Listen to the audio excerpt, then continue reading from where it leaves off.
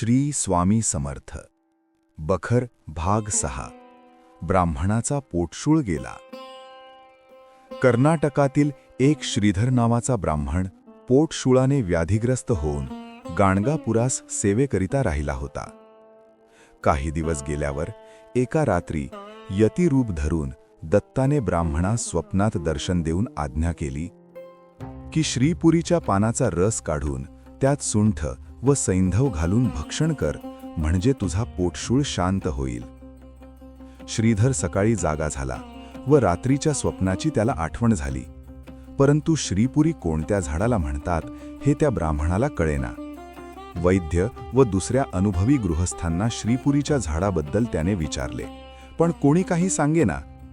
ब्राह्मण सचिंत होऊन रात्री देवळात निजला असताना त्याला श्रींनी पुन्हा दृष्टांत दिला की अक्कलकोटास श्री परमहंस स्वामी आहेत, ते तुला श्रीपुरीचं झाड दाखवतील. सकाळी उठून श्रीधराने अक्कलकोटचा रस्ता धरला.